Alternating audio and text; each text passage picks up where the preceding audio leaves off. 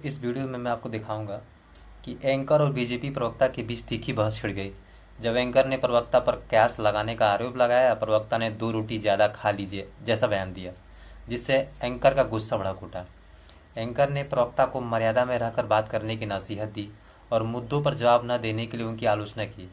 बहस के दौरान एंकर ने मोहन भागवत के बयानों और विपक्ष के मुद्दों पर भी जोर दिया, जबकि प्रवक्ता ने विपक्ष के कयासों को निराधार बताया। अंत में एंकर ने प्रवक्ता को कमजोर होते ही बीजेपी की सच्चाई को स्वीकार करने को कहा। देखिए वीडियो में देखते हैं क्या होता है।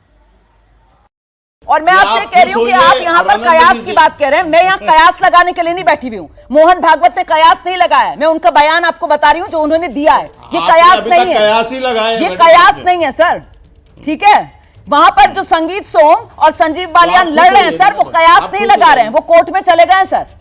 ये कयास आप लगाते होंगे सर, मेरी पत्रकारिता कयास लगाने वाली नहीं है। मैं फैक्ट्स के साथ सवाल रख रही हूँ और मैं आपसे ये पूछ रही हूँ सर, सरकार बना ली, लेकिन क्या बीजेपी कमजोर नजर आ रही है इस तरीके के तमाम? हाँ तो ये कहिए घर का विषय है, ये कहिए हम निपटा लेंगे, लेकिन इससे हकीकत ये निकल कर आती है कि अभी तक निपटा नहीं पाए ना। घर की बात खुलकर सामने आ गई है ना, अभी तक निपटा तो नहीं पा रहे हैं। यहाँ रोटियां गिनने के लिए मत बैठिए, रोटियां गिनने वाली बात दोबारा मत बोलिएगा सर, मर्यादा में रहकर बात किया कीजिए। रोटियां गिन रहे हैं, आप प्रसन्न हो, 2 रोटी ज्यादा खा लीजिए। किस तरह की भाषा का आप इस्तेमाल करते हैं? आप खुश हो जाइए, कैसी भाषा प्रसन्न का हो आप जाइए। इस्तेमाल करते हैं के शर्मा?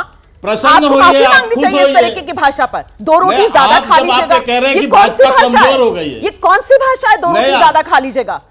ये तमीज है आपकी सर? आप इस तरीके से बात करेंगे यहाँ पर एक एंकर के साथ बैठकर? 2 रोटी ज्यादा खा लीजिएगा, ये कहां से लेकर आते हैं आप बातें? नेगेटिव के सिवाय कौन सी नेगेटिव? कौन सा कयास? मोहन भागवत ने जो कहा वो नेगेटिव है, जो मोहन भागवत जी ने कहा वो नेगेटिव है। मोहन भागवत जी ने जो कहा वो कयास लगा रहे हैं। आपके पास जवाब नहीं है और आप यहाँ पर एंकर को कह रहे हैं रोटियां ज्यादा खा लीजिएगा। मैं हैरान हूं सर, मैं आपके जवाब पर हैरान हूं और मुझे लगता है आपकी पार्टी को भी ये सुनना चाहिए कि आप किस तरीके का जवाब देते हैं नेशनल टेलीविजन पर बैठकर कि 2 रोटी ज्यादा खा लीजिएगा। ये जवाब है आपका, 2 रोटी ज्यादा खा लीजिएगा। तर्क नहीं है आपके पास जवाब देने के लिए, 2 रोटी ज्यादा खा लीजिएगा। आपने मुझे पहले दौर में बोलने नहीं दिया, आपने मुझे पहले दौर में बोलने नहीं दिया। आपने अपनी पूरी बात रखी है, अब विक्टिम कार्ड मत खेलिए यहाँ पर, और अभी भी पूरी बात रखिए आप। 2 रोटी जब तक गिनाएंगे ना तब तक मौका निकल जाता है आपके बोलने का। मुद्दा है नहीं आपके पास जवाब देने के लिए। 2 रोटियां गिना रहे हैं यहाँ पर बैठकर एंकर की। मुद्दे पर आइए। बढ़ रहा है आपकी नजरों में पीछे, पूरा देश आगे बढ़ रहा है आपकी नजरों में पीछे, तो आप खुश हो? बस मैं यही तो कह रहा हूँ सर। ये तो आपका नजरिया है, अपना नजरिया आप मुझ पर थोप रहे हैं। मैं तो यहाँ बैठकर रोज डिबेट करती हूँ सर, और मुझे तो पता है देश कहाँ जा रहा है। आप यहाँ पर विक्टिम कार्ड खेलने के लिए या आप वो 2 रोटी वाले बयान पर अपने आप को बचाने के लिए जबरदस्ती अब आप मुझे जो है अलग मुद्दों पर घेरने की कोशिश कर रहे हैं। मैं इससे घिरने वाली नहीं हूँ। फिलहाल आपने यहाँ पर जो ये 2 रोटी वाला कमेंट दिया है ना, बहुत ही बेहुदा कमेंट है के शर्मा। अगली बार से मेरे शो में अगर आओ तो ये 2 रोटी वाले बयान के लिए मत आना यहाँ पर। आइए सुरेंद्र राजपूत जी को मैं लेकर आऊंगी। सुरेंद्र राजपूत जी, ये जिस तरीके के बयान सामने आ रहे हैं, ये कमजोर होती हुई बीजेपी और इसीलिए सब घेरते हुए बीजेपी को नजर आ रहे हैं क्या? के शर्मा जी तो 2 रोटी से आगे नहीं बढ़ पा रहे हैं।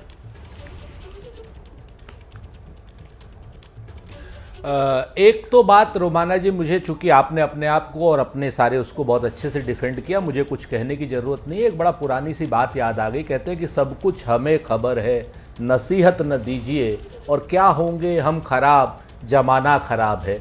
आज की डेट में जो भारतीय जनता पार्टी के लोग हैं वो डिनायल मोड पर हैं, चूंकि इन्हें मजबूत विपक्ष की आदत नहीं है।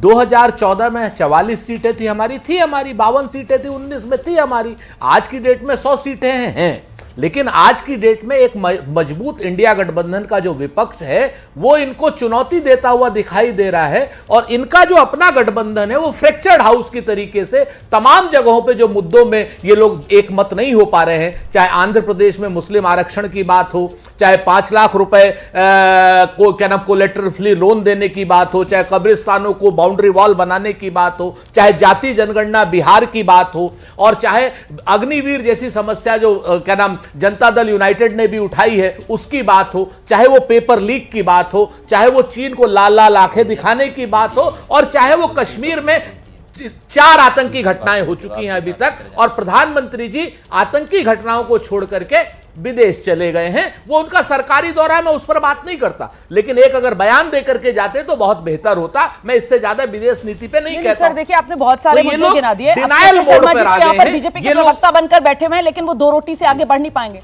इसीलिए काउंटर मैं इस बात से करूंगी कि आप लोग जो आंध्र प्रदेश को लेकर ये कहते हैं कि साहब वहां पर टीडीपी मुस्लिम आरक्षण, जबकि वहां पर जो ज्वाइंट एनडीए का मैनिफेस्टो है सर, उसमें मुस्लिम आरक्षण का जो मुद्दा है उसको किनारे किया गया है। एनडीए के जॉइंट मैनिफेस्टो में मुस्लिम आरक्षण का दूर दूर तक कोई जिक्र नहीं है, इसमें क्लैरिटी है। तो क्या ये उसी तरीके का भ्रम है जो 400 पार वाले नारे पर विपक्ष ने 24 चुनाव में फैलाया? इसको लेकर आगे चर्चा बढ़ाएंगे। दोस्तों, आपको मेरा रिएक्शन वीडियो कैसा लगा बताइएगा। कृपया इस चैनल को सब्सक्राइब और लाइक और कमेंट कर दीजिएगा, ताकि मैं और भी इस तरह की वीडियो लाता रहूं। धन्यवाद। Thank you.